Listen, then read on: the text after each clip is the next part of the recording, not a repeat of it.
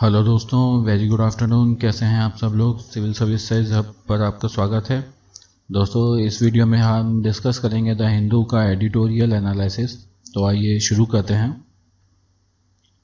दोस्तों, आज के पहले एडिटोरियल में जो बात की गई है उसमें सेडिशन के लॉ को देखकर बात की गई है। सेडिशन का लॉ, जैसा कि आप जानते हैं, राजद्रोह का इसमें केस बनता है जब कोई आदमी राजद्रोह करता है, देश की प्रभुता और उसकी अखंडता को नुकसान पहुंचाने की कोशिश करता है, सरकार के प्रति अविश्वास जनता में फैलाने की कोशिश करता है, उसकी नीतियों और गतिविधियों के विरुद्ध कोई कार्य करता है, तो ऐसी स्थिति में उस पर राजद्रोह का केस लगाया जाता है, जो भारतीय दंड संहिता की धारा 124A 124A इस धारा को कहा जाता है। उसके बारे में कहा गया है कि हाल ही में जो आपने देखा होगा कि एक जर्नलिस्ट को सुप्रीम कोर्ट ने बरी किया है सेडेशन के चार्ज से। हिमाचल प्रदेश सरकार ने उन पर राजद्रोह का चार्ज लगाया था। इससे पहले वर्ष 1962 में केदारनाथ सिंह केस का उन्होंने हवाला देते हुए यह कहा है कि राजद्रोह का केस हर केस में लागू नहीं होता। अगर आप सरकार की नीतियों का अगर विरोध करते हैं और उनसे अगर कुछ गलत हो रहा है तो उसे जनता में फैलाते हैं तो उसे सेडेशन नहीं माना जाता। सेडेशन का केस बहुत ही डिफरेंट है और हर स्थिति में आप सेडेशन का केस नहीं लगा सकते। आइए सबसे पहले जानते हैं कि भारतीय दंड संहिता की धारा 124A है क्या। दोस्तों, इसके अनुसार बोले या लिखे गए शब्दों या संकेतों द्वारा या दृष्टि प्रस्तुत द्वारा जो कोई भी भारत की विधि द्वारा स्थापित सरकार के प्रति घृणा या अवमानना पैदा करेगा या करने का प्रयत्न करेगा, असंतोष उत्पन्न करेगा या करने का प्रयत्न करेगा, उसे या तो आजीवन कारावास हो सकता है या 3 वर्ष की सज़ा हो सकती है या जुर्माना हो सकता है या फिर तीनों से ही उसे दंडित किया जा सकता है। वर्ष 1962 में सुप्रीम कोर्ट ने केदारनाथ बनाम बिहार राज्य के वाद में महत्वपूर्ण व्यवस्था दी थी। अदालत ने कहा था कि सरकार की आलोचना या फिर प्रशासन पर कमेंट करना राजद्रोह का मुकदमा नहीं है। राजद्रोह का केस तभी बनेगा जब कोई व्यक्तित्व ऐसा हो जिसमें हिंसा फैलाने की मंशा हो या फिर हिंसा बढ़ाने का तत्व मौजूद हो। उसी स्थिति में जो है सेडेशन का लॉ लागू होगा, राजद्रोह का केस उस पर चल सकेगा। इस एडिटोरियल में यही डिस्कशन किया गया है कि राजद्रोह का जो केस है वो सरकार के लिए एक हथियार के रूप में काम में लिया जाता है। सरकार मन चाहे अपनी मन मर्जी से उसे उपयोग में लाती है और जो भी अच्छे व्यक्तित्व वाला आदमी जिसकी जनता में पहुंच होती है वो अगर उसके खिलाफ आवाज़ उठाता है तो उसे सेडेशन के लॉ के अंतर्गत दबा दिया जाता है या केस चलाकर उसे जेल में डाल दिया जाता है। ऐसी स्थिति में जो आम जनता की आवाज़ है वो भी दब जाती है और अगर किसी का भला होने की कोशिश की जाती है तो वह भी नहीं हो पाता है। ऐसी स्थिति में हमें चाहिए कि ये सेडेशन के लॉ को वापस से रिव्यू किया जाए और जो अभी विनोद दुआ के केस में जो सुप्रीम कोर्ट ने ऑर्डर दिया है उसमें भी यही सामने आया है कि सेडेशन के लॉ का वापस से रिव्यू हो सकता है। ऐसी आशा की किरण एक नज़र आई है, लेकिन फिर भी अभी जो स्थिति है उस स्थिति में सरकार सेडेशन के लॉ को का दुरुपयोग ही कर रही है। हाल ही में आंध्र प्रदेश में जो 2 टीवी चैनल थे उनके ऊपर भी सेडेशन के लॉ लगाने की कोशिश की गई थी। उसे भी कोर्ट ने स्थगित किया था कि आप इस प्रकार से सेडेशन के लॉ नहीं लगा सकते हैं। और धारा 124 जो बेसिकली थी वो अंग्रेज़ों के ज़माने से चली आ रही है। अंग्रेज़ों के ज़माने में ही इसे लागू किया गया था और उस समय भी उसे लागू इसीलिए किया गया था कि कोई भी पत्र या पत्रकार या कोई न्यूज़पेपर इस प्रकार की न्यूज़ न छाप सके जिससे कि ब्रिटिश सरकार को कोई नुकसान हो सके। इसीलिए सेडेशन का लॉ उस टाइम पे बनाया गया था, जो लॉ आज तक चला आ रहा है। और उस समय की सरकार, जो ब्रिटिश सरकार थी, वो भी इसका उपयोग कर रही थी और आज की सरकार इसका दुरुपयोग कर रही है। तो सुप्रीम कोर्ट ने ये डायरेक्शन दिया है कि इस लॉ का रिव्यू होना चाहिए और इलीगल यूज़ नहीं होना चाहिए। चलिए बढ़ते हैं अगले एडिटोरियल की तरफ। दोस्तों, इस एडिटोरियल में जो आरबीआई ने हाल ही में जो अपनी मौद्रिक नीति में कोई संशोधन नहीं किया है और एक पेपर जारी किया है कि उन्होंने जो अपनी स्थिति है वो एज इट इज़ रखी है, कोई चेंज नहीं किया है। कोविड-19 का जो अभी महामारी का समय चल रहा है उसको देखते ही यह माना जा रहा था कि जो लोन की रेट हैं वो कम की जाएंगी और मोरेटोरियम का थोड़ा हिस्सा भी बढ़ाया जाएगा, लेकिन फिर भी इसके ऐसा कुछ भी नहीं किया गया और जो बेस रेट है वो उसको जैसा का तैसा रखा गया है। इसके अलावा Q1 में जो अप्रैल मई जून में जो गिरावट आई थी वो 24.4% की आई थी और जीडीपी में जो ओवरऑल गिरावट थी वो 7.3% थी। इसके बावजूद भी कोई मॉनेटरी पॉलिसी कमेटी ने जो कोई विशेष डिसीजन नहीं लिया है और बेस रेट को एज इट इज़ रखा है, जिससे कि ना तो किसी को राहत मिलेगी ना ही ऐसा कुछ डिसीजन लिया है जिससे देश की ग्रोथ हो सके, जो कि डाउनफॉल आ रहा है। तो इनके द्वारा इसी की तरफ इशारा किया गया है कि आरबीआई को चाहिए था कि वो बेस रेट को थोड़ा कम करे और लोगों के ऊपर बर्डन जो बढ़ गया है उस बर्डन को कम करने की कोशिश करे। ऐसा नहीं करके उन्होंने एज इट इज़ स्थिति जैसी स्थिति पहली थी वैसी स्थिति अभी बरकरार रखकर जो है पब्लिक के ऊपर बर्डन जो है वो और बढ़ा दिया है, दबाव को और बढ़ा दिया है। ऐसी स्थिति में लोग जहां अपने काम पे नहीं जा रहे हैं और किसी और गतिविधि को भी नहीं कर पा रहे हैं पैसे कमाने के लिए, ऐसी स्थिति में ये डिसीजन को क्रिटिसाइज़ किया है इन्होंने। तो आइए समझते हैं मौद्रिक नीति जो समिति होती है वो क्या होती है और इसका क्या कार्य होता है। मौद्रिक नीति समिति भारत सरकार द्वारा गठित एक समिति है जिसका गठन ब्याज दर निर्धारण को अधिक उपयोगी और पारदर्शी बनाने के लिए 27 जून 2016 को किया गया था। भारतीय रिजर्व बैंक अधिनियम में संशोधन करते हुए भारत में नीति निर्माण को नवगठित मौद्रिक नीति को सौंप दिया गया था। जो नीति निर्माण का कार्य था वो नवगठित जो ये मॉनेटरी पॉलिसी कमेटी थी उसे सौंप दिया गया था और उसी के द्वारा यह कार्य अब किया जाता है। इसके अलावा वित्त अधिनियम 2016 द्वारा रिजर्व बैंक ऑफ इंडिया अधिनियम 1934 में संशोधित किया गया ताकि मौद्रिक नीति समिति को वैधानिक और संस्थागत रूप दिया जा सके। इसके अलावा भारतीय रिजर्व बैंक अधिनियम के प्रावधानों के अनुसार मौद्रिक नीति समिति के 6 सदस्यों में से 3 सदस्य आरबीआई में होते हैं और अन्य 3 सदस्यों की नियुक्ति केंद्रीय बैंक द्वारा की जाती है। इसके अलावा रिजर्व बैंक का गवर्नर एक समिति का पदेन अध्यक्ष होता है, जबकि भारतीय रिजर्व बैंक के डिप्टी गवर्नर मौद्रिक नीति समिति के प्रभारी के तौर पर कार्य करते हैं। ध्यान रखिएगा, रिजर्व बैंक के जो गवर्नर होते हैं दोस्तों वो इसके पदेन सचिव होते हैं। पदेन सचिव का मतलब है कि जो भी पद पर रहेगा, जो भी रिजर्व बैंक का गवर्नर होगा वो इसका अध्यक्ष होगा और भारतीय रिजर्व बैंक के जो डिप्टी गवर्नर हैं वो मौद्रिक नीति समिति के प्रभारी के तौर पर कार्य करते हैं। डिप्टी गवर्नर प्रभारी रहते हैं और गवर्नर पदेन सचिव रहते हैं। दोस्तों इस एडिटोरियल में जो कोरोना वायरस से लेकर अभी उसका डिस्कशन चल रहा है कि कोरोना वायरस कहाँ से उत्पन्न हुआ था, कहाँ से ये शुरू हुआ था और इसको फैलाने का क्या कारण है, क्या चाइना ने ऐसा जानबूझकर किया है या चाइना के द्वारा ऐसा अगर नहीं किया गया तो अगर ऐसा एक्सीडेंटली हुआ है तो चाइना ने इसे रोकने की कोशिश क्यों नहीं की। इन सब बातों को लेकर यह आर्टिकल आज जो है लेखक जयंत प्रसाद ने लिखा है।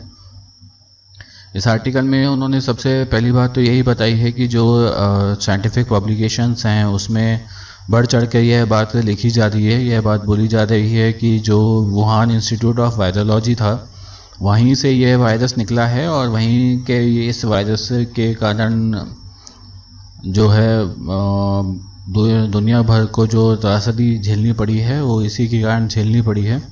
दूसरी बात इसमें बोली जा रही है कि इसमें यूएस का भी कहीं ना कहीं हाथ रहा है, क्योंकि वुहान में जो ये रिसर्च चल रहा था जेनेटिक मेकअप से रिलेटेड, वायरस के जेनेटिक मेकअप से रिलेटेड जो रिसर्च चल रहा था वो यूएस के द्वारा ही फंडेड था। यूएस ने ही वहाँ पैसा मुहैया कराया था इस रिसर्च को चलाने के लिए, ऐसा कहा जा रहा है।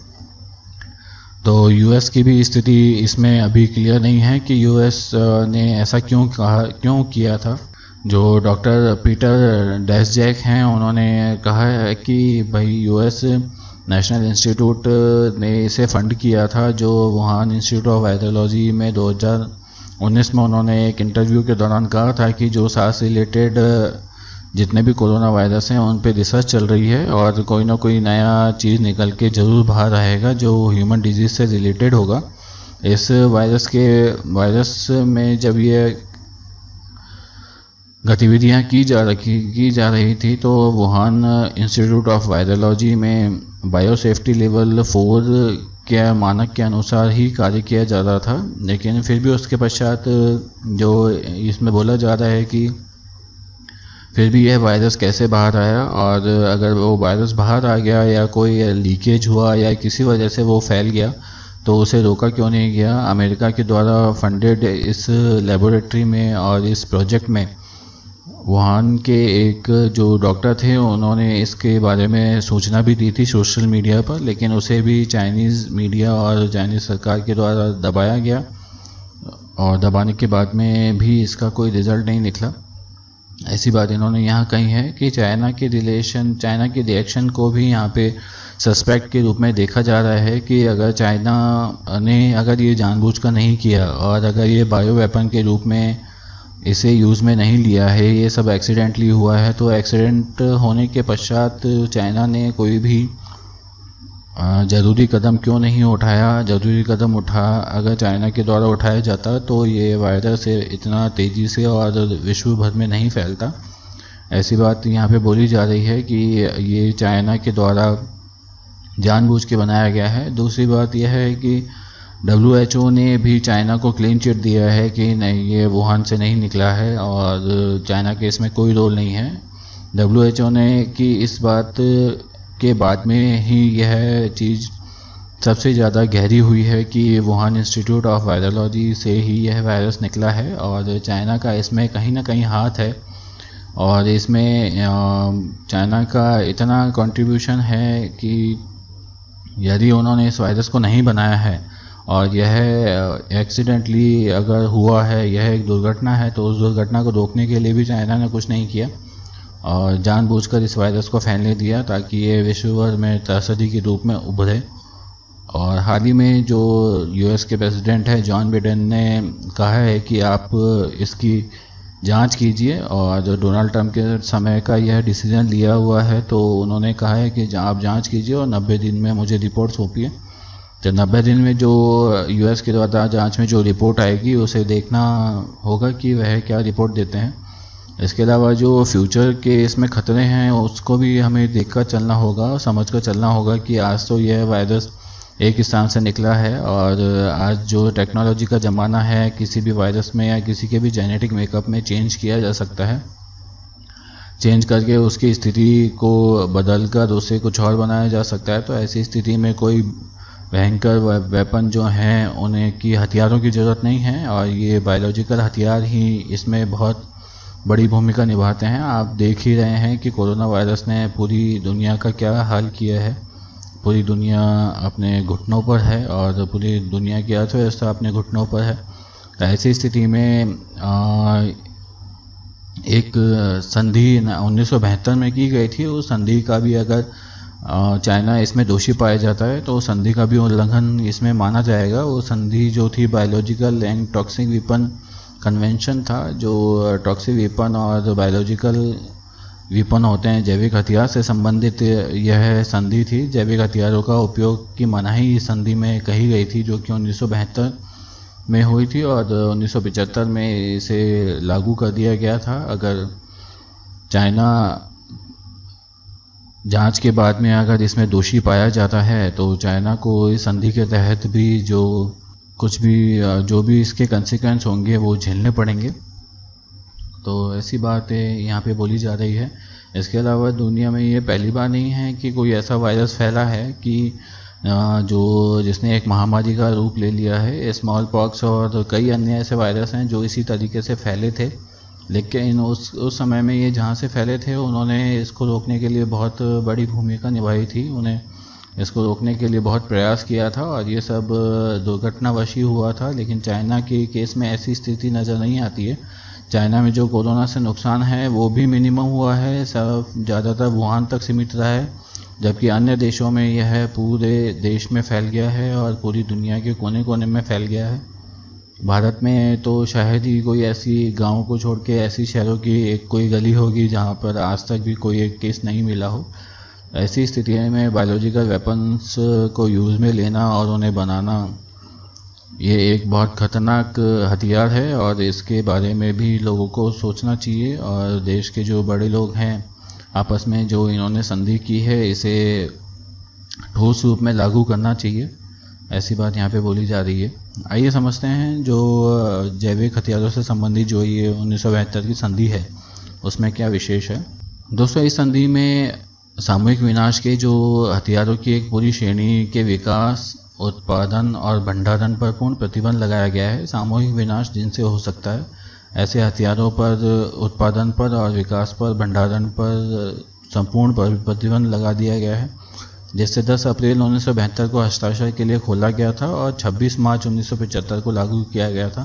ध्यान रखिएगा, बायोलॉजिकल वेपन कन्वेंशन जो है इसे जेनेवा कन्वेंशन भी कहा जाता है और इसे 1972 में हस्ताक्षर के लिए खोला गया था और 1975 में इसे लागू किया गया है। ऐसे जैविक हथियार और विषाक्त पदार्थ जिनका रोग निरोधी, सुरक्षात्मक और अन्य शांतिपूर्ण उद्देश्यों के लिए कोई औचित्य नहीं है।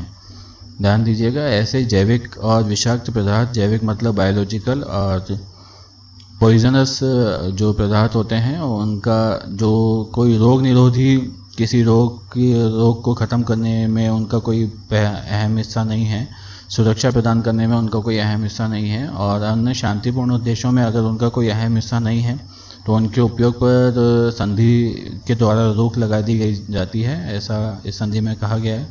इस संधि में जो है अभी तक 183 देश सम्मिलित हैं, तो इस प्रकार की संधि भी अभी लागू है। और ऐसी संधि की स्थिति में भी चाइना को अगर दोषी पाया जाता है तो लेकिन दोस्तों यहाँ पे देखने वाली बात यह है कि चाइना अगर दोषी पाया भी जाता है तो इसे साबित करने में काफ़ी परेशानियाँ उत्पन्न हो सकती है, क्योंकि ये संधि जो है